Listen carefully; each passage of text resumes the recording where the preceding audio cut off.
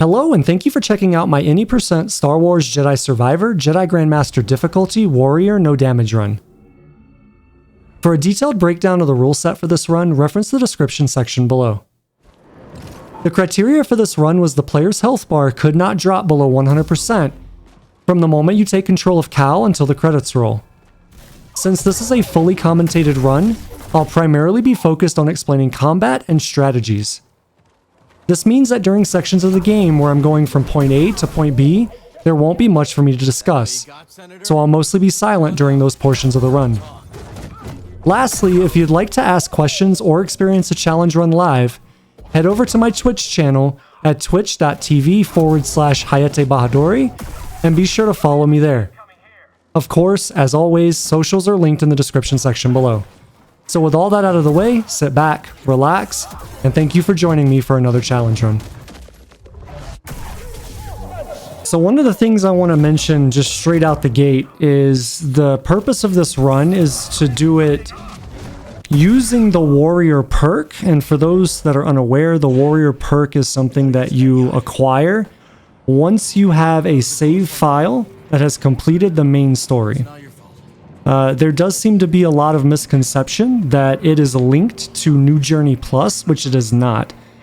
So what you're going to see in this run is from the start of this up to the first meditation point, I'm going to be unable to actually be in the Warrior Perk state, meaning I can't equip it until I get to the first meditation point.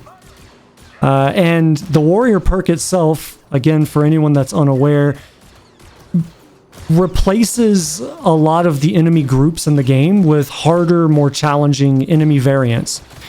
So what I'm doing here being on a fresh file versus being on a New Journey Plus file means that all of the enemies up until the first meditation point will be normal, and then I will slot in the Warrior Perk and then move from there with all of the enemies being under the Warrior umbrella, I guess. So I wanted to just make sure that that was evident from the beginning. And for anything, I know I've missed talking about strategy on the first encounter with all the troopers and what the hell I was just doing there on the beam. Definitely go check out my normal any % no damage run. And you'll get those explanations from there. So what I'll do is I'll pop back in after we get the perk slotted, and then I'll go into explanation starting with that next combat group. You never give up hope, do you, buddy? Do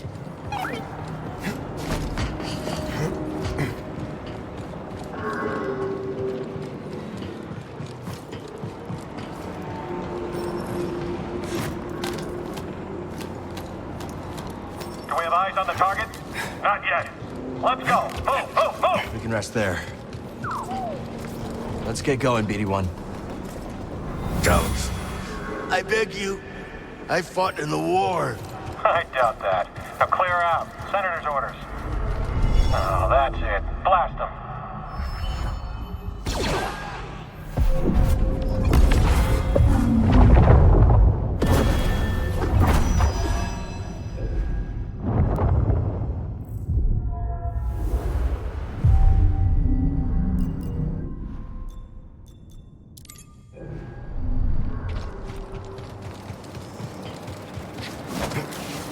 Okay, so as we make our way to the top of this area, we're going to have a much harder enemy set to deal with.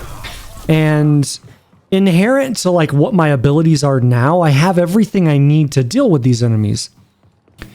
However, we're going to have a KX droid after this, and then after that, we're going to have a group of enemies that I have to basically use all of my force on. So what I need to do is I need to enter into that next area with all of my force. So the strategy that I created to accomplish that is basically I found you could pull these enemies back to this section and you could drop down and you kind of break line of sight with their AI. And in doing so, after a while, they'll just give up looking for you. They can't find you. They can't see you. They can't draw that line from them to you to make that connection to engage, so they just quit. And what that allows me to do is kill them for free. Now, because I'm assassinating somebody or stealth killing somebody, however you want to call it, I don't actually get force back for doing that. And I do believe that is an active mechanic in the game. I don't think that's bugged. So there is a trade-off there. But it doesn't matter, because what I'm going to do is I'm going to pull this KX droid back, and I'm going to kill this thing for free as well. And I'm going to do it in a slightly different way, but if done properly, I'll get full force coming out of this. So what I'm doing is I'm waiting for the droid to attack, and I'm just being very cautious to make sure that as I attack, it's not going to attack at the same time. Once I get it into the state where it's done attacking, you can just kill it for free like I did there. And as you can see at the bottom there, it pushed me into 100% force. So now I'm able to go into the next area with full force, which is what I want.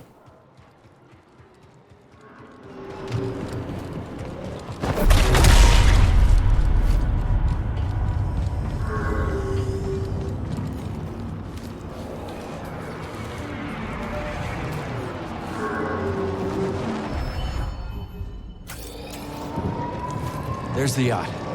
Still drifting. Alright, so the two shield troopers here are the reason why I need full force. And what I'm going to do is I'm going to end up pulling their shields, and then I'm going to toss it back.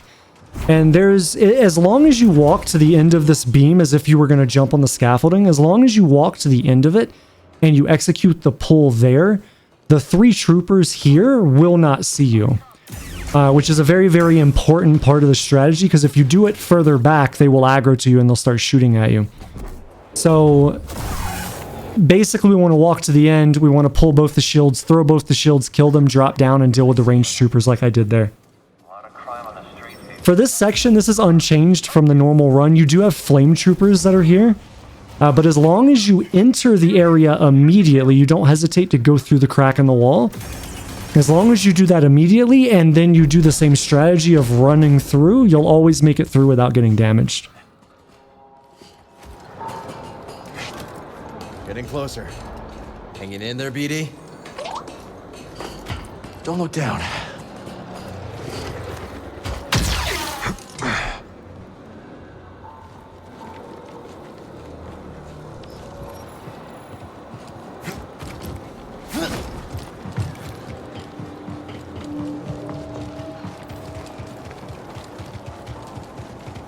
Coob and Liz are probably starving by now. Hungry Klatooinians. Ooh, you don't want that. Remind me to tell you about the Corita job sometime. Looks like that factory stopped the yacht. No gunships. They must be making mischief. Let's not... Think you can knock down that crate? Worth a shot.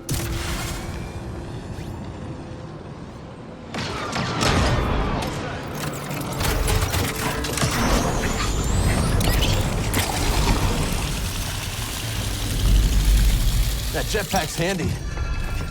Remind me to tell you how I got it sometime. Who taught you to move like that? My master.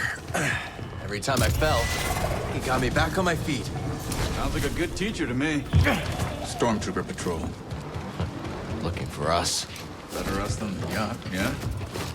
Impressive. See that cable? On it, Kestis.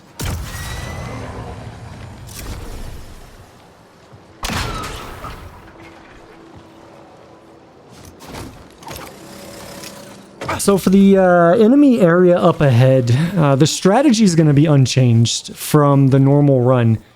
The difference is there's a lot more risk involved here. Not necessarily with the strategy. This strategy is the best way to do it. It just, how do I explain this? It comes with its own inherent risk. So because there's a DT droid in this enemy composition, what can happen is that the DT droid can actually push Bode, and the area that I'm about to reference is basically the top right of your screen right now, that edge. Basically, once you kill all these enemies, where the next set of enemies come up when you raise the bridge using the console, that section. If the DT droid pushes Bode to that section, he can actually push Bode off. And if Bode falls off of this barge or this section, whatever you want to call it, he will not come back up. So this area here, using this strategy, is a slight RNG encounter. And what I mean by that is, if you get bad RNG and the DT droid pushes Bode off, basically you have one option, and that's to try and force push the DT droid as well. And if you can push the DT droid off, then you're fine. But if you cannot get that DT droid off the side of this area, and he remains in the area, then essentially it's GG. You quit out of the game and you start a new run.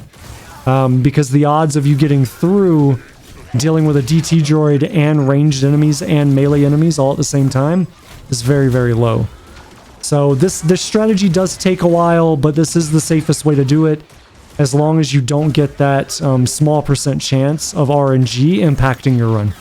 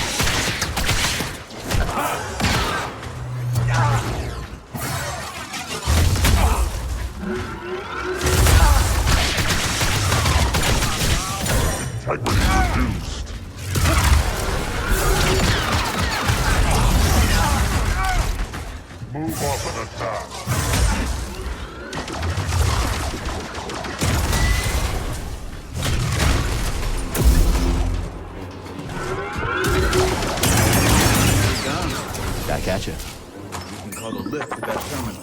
On it.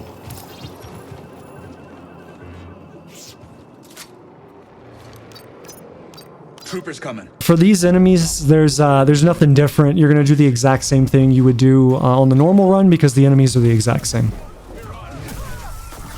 Okay. You can fight. Yeah, you too. I don't speak binary, but I hear you, BD. Team effort. Let's try up that way. Quit reading my mind, Jedi.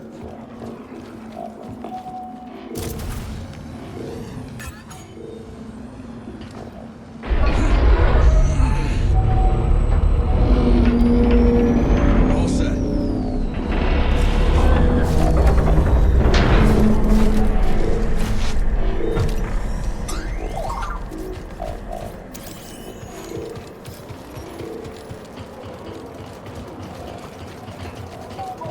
This place is a ghost town. Coruscant's changed a lot over the last few years. These days, just being outside's asking for trouble. So this section's quite an interesting one. There's a strategy that I kind of stumbled onto when I was routing this run out, that at some point during all of my runs just started not to work anymore. I still attempt it here, but it just doesn't work anymore. And what the strat was basically you stand here and Bode would run up. You can hear him running up the stairs, and he would fight all of the enemies up there while you stood here.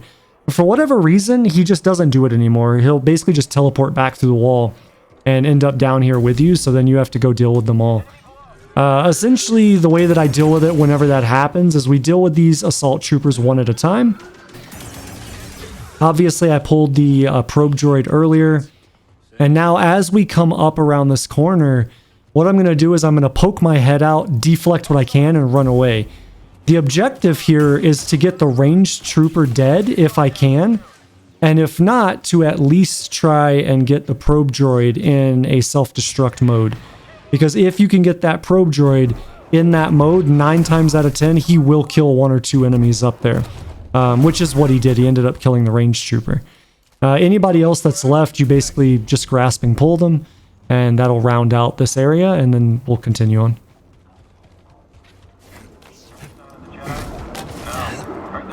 For this section, strategy is unchanged from the original mode. The only problem with this strategy here is that you have a lot of jetpack troopers, and jetpack troopers shoot way more shots than other regular standard troopers. So your guard is always a concern here. Like, your guard breaking is always an issue, and you can see mine right there actually broke. I get very lucky. I don't lose my I don't lose any health there. I don't take a hit, but unfortunately, there's no better strategy for this area. So every time you drop into this area, basically it's just you're kind of rolling the dice to see if you can get through it without your guard breaking. And if your guard breaks, cross your fingers and hope that they don't hit you. Is basically the strategy, and that's just simply due to the enemy composition. So what I'm trying to do here is I'm trying to get Bode to engage closer to me. This is something that I explained in the original run, but the way companions work in Jedi Survivor is that they're linked to you, and they work out to a certain radius, and then 360 degrees, whatever that radius is. So think of a circle around Cal, and Cal's the center of that circle. As long as Bode is in that circle, he can do all his Bode things, right? But if he's outside of that circle, he'll just drop aggro and stand there or walk back to you. So anytime that you see me in this run where I'm kind of messing with enemies, or I'm running out and then running back, it's not necessarily for the enemies, it's that I'm trying to get Bode to get inside of that circle so I can utilize him. Alright, so up ahead here, we're going to have our very first Viper droid. Viper droids suck, so they're always something that gets me a little nervous just because of the rapid rate at which they fire. But essentially the strategy here is to walk forward, aggro everything, and then move back kind of like in this right side here by the blue car, and engage everything from here, because that breaks line of sight for the rocket troopers and for the purge trooper commander. Once I get this done, basically I come up here and I'm just going to move out to this like little edge here until I can get this other guy to fire his rocket. So I'll take him out, and now it's just dealing with a purge trooper.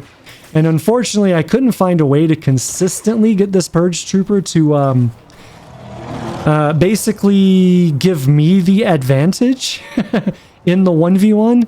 So it basically just comes down to, are you good at the game? Basically just play the game. Understand the enemy, understand his attacks, understand the mechanics, play the game. Hopefully in the future I can come up with a way, if I ever revisit this run again, to deal with this in a way that's more controlled and gives me more of an advantage. But at the time of doing this run, that was the best I could come up with, so... I guess my point here is that there's nothing special, just fight him and be good at fighting him, is the strategy.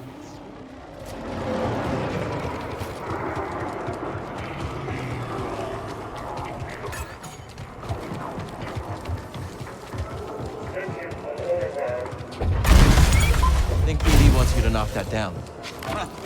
Now I'm taking orders from the droid.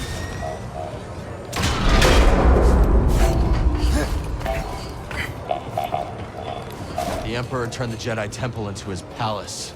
Yeah, that's what the Empire does best. Take something you love and make it something you can't stand the sight of anymore.